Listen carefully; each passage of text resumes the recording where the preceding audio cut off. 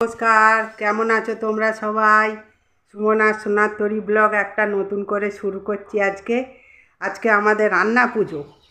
তোমাদের একটু দেখাবো, চলো কি কি রান্না হলো। এই যে চলে এসেছি রান্নাঘরে। দিনের বেলা রান্না হয়ে গেছে, এবারে রাত্রেবেলা ঠাকুরের রান্না কালকের জন্যে সেইটা হবে। সেইটা এখন কাটাও হয়নি, রান্না হয়নি, সেটা বিকেল সন্ধে করে করব, কেননা কালকে থাকবে তো, ওই জন্যে। আর এবেলার হয়ে গেছে। এই যে মাছের ঝাল, আলু ভাজা, করলা ভাজা, এই যে ভাত হয়েছে, এক হাঁড়ি ভাত হয়েছে, গামলায় দুটি ঢেলে দিয়েছি। আর যে মাছের মাথা দিয়ে সোনামুগের ডাল, ওল ভাতে, ঠাকুরের ওল ভাতে দিতে হয়, শুক্তো, মাছের মাথা দিয়ে বাঁধাকপির তরকারি, আম দিয়ে, খেজুর দিয়ে, আম না খেজুর, টমেটোমের চাটনি, এই হয়েছে রান্না। এই যে ঠাকুরকে ভাত দেওয়া হয়েছে,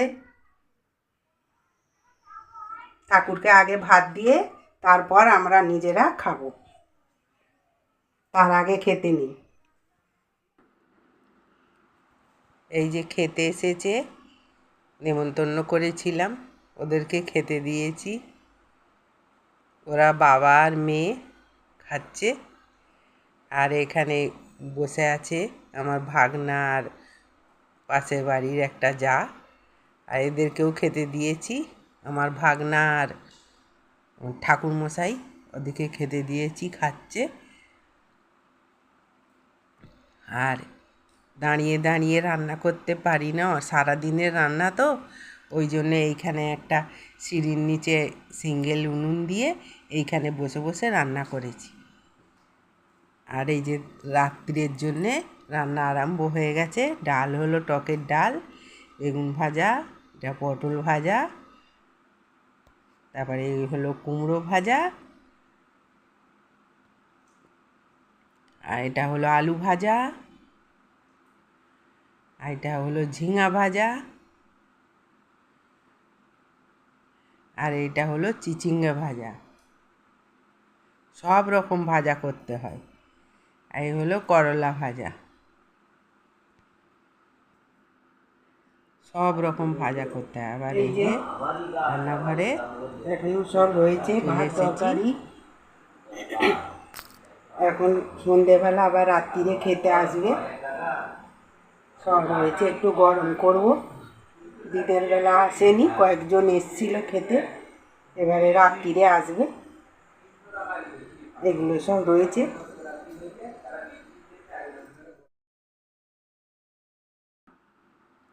এই যে এটা তিল ভাজা হচ্ছে, ঝরঝরে করে তিল ভাজা হবে, মিষ্টি মিষ্টি চিনি দিয়ে হবে। আর মাছের ঝাল হচ্ছে কালকের জন্যে, শুকনো শুকনো করে মাছের ঝাল করব, শক্ত শক্ত করে। আর পেঁয়াজ টিয়াজ দিইনি। এই যে মাছের ঝাল হচ্ছে, কালকে বিশেষ কেউ খাবো না, আমরা 2-3 জন খাবো, ওই জন্যে বেশি করিনি। আর পিঠে হচ্ছে এবারে, ওল দিয়ে, চাল ভিজিয়ে, চালকে মিক্সিতে বেটে, আর ওল দিয়ে, মৌরি দিয়ে, চিনি দিয়ে, এই যে পিঠে হচ্ছে, ওল পিঠে করতে হয় আমাদের। লাস্টে পিঠেটা করছি, তারপরে ঠাকুরের ভাত হবে। নতুন চাল দিয়ে ঠাকুরের ভাত করতে হয়, সেই ভাতটায় হাত দেওয়া চলবে না, রেখে দিতে হবে ঠাকুরের কাছে। তোমাদের যদি ভিডিওটা ভালো লাগে তাহলে একটা লাইক, কমেন্ট, শেয়ার করো। আমি তো অনেকই ভিডিও ছাড়ছি, সব সময় বলতে পারছি না।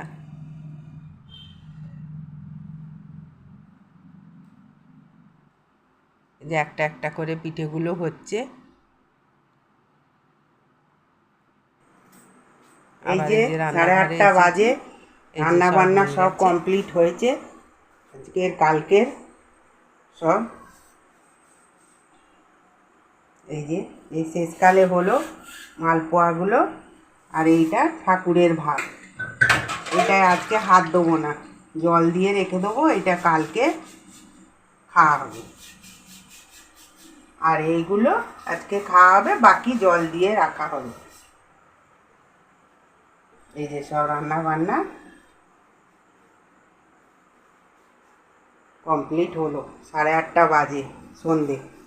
এতক্ষণ পর্যন্ত হলো, সেই সকালবেলা 9টায় উনুন জ্বেলেছি, তখন থেকে হচ্ছে। এখনও লোকজন আছে 2-3 জন খেতে, আসে নাকি দেখি, তারপর আবার বেড়ি দেওয়া হবে, তোমাদের সেটাও দেখাবো। চলো। এই যে মাটি দিয়ে আগে জায়গাটা ওরকম করে সব ভাত তরকারিগুলো রেখে কলা পাতা চাপা দিয়েছি। আর এই যে মাটি দিয়ে 3বার, যেমন সীতাকে লক্ষ্মণ গণ্ডি দিয়েছিল ওই রকম গণ্ডি দিয়ে দিতে হবে, ওটাকেই বেড়ি দেওয়া বলে। এই যে 3বার হয়ে গেল।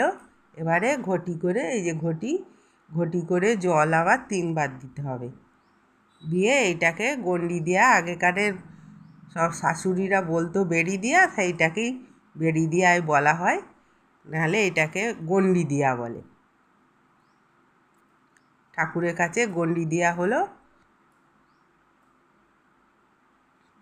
3বার মাটি, 3বার ঘটির জল দিয়ে এই যে প্রণাম করলাম। আর এতে হাত দেবো না, এবারে কালকে বামুন ঠাকুর এসে পুজো করলে তারপর হাত দেওয়া হবে। রান্নাবান্না এই যে তারপরের দিন সকালবেলা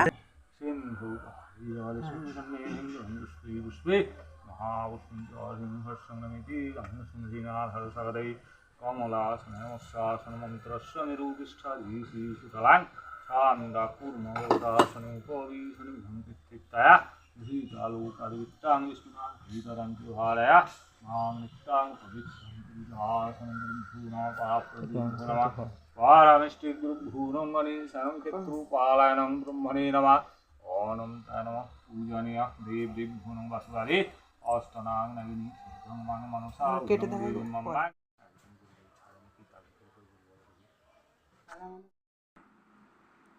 এই যে ঠাকুরমশাই পুজো করে দিলেন ফুল দিয়ে আর দিয়ে, তারপরে এবারে খোলা হবে পাতাগুলো। আর আজকে সকালবেলা পোস্ত করতে হবে, চিচিঙ্গা দিয়ে আলু দিয়ে এই যে পোস্ত হচ্ছে, আর কিছু হবে না। এই পোস্ত আর কালকের তরকারি ভাজাভুজি দিয়ে খেতে হবে। আর আজকে এই যে সকালবেলা আমাদের বাড়ির উঠোনে কয়েকটা গাছ আছে, ফুল গাছ, সেই ফুল দেখাচ্ছি তোমাদের একটু। অনেক জবা ফুল ফুটেছে, হলুদ, লাল, আর এই একরকম হলুদ ফুল ফুটেছে।